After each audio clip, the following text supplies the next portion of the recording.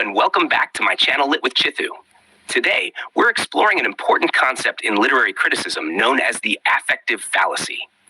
This term was introduced by W.K. Wimsatt and Monroe C. Beardsley in an essay published in 1946.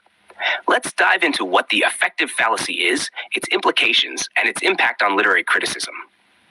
What is affective fallacy?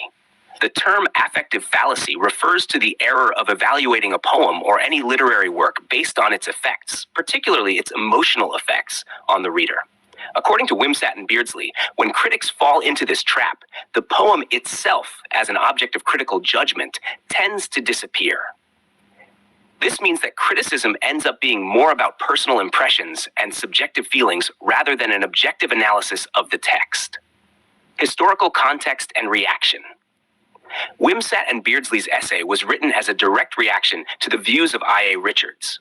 In his influential work, Principles of Literary Criticism, 1923, Richards argued that the value of a poem could be measured by the psychological responses it incites in its readers. Wimsatt and Beardsley's argument. Wimsatt and Beardsley argued that focusing on a poem's emotional effects leads to subjective criticism.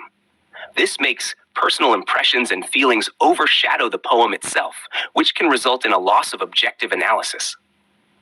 They stressed that when emotional responses dominate, the poem's intrinsic qualities are ignored. This approach turns criticism into a matter of personal opinion rather than a study of the poem's actual features.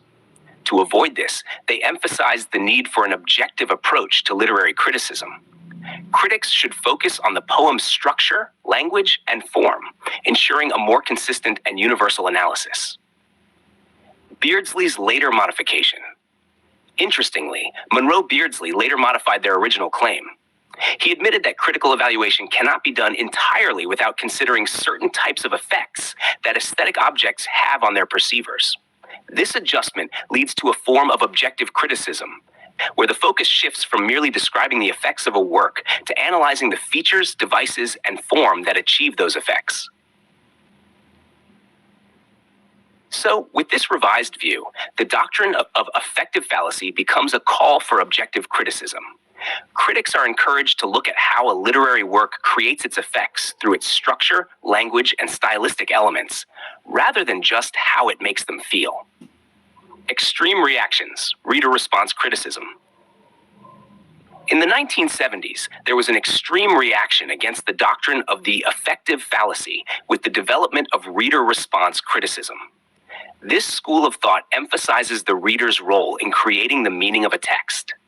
Reader response critics argue that the interpretation of a literary work is not fixed, but varies based on the individual reader's experience, background, and emotions.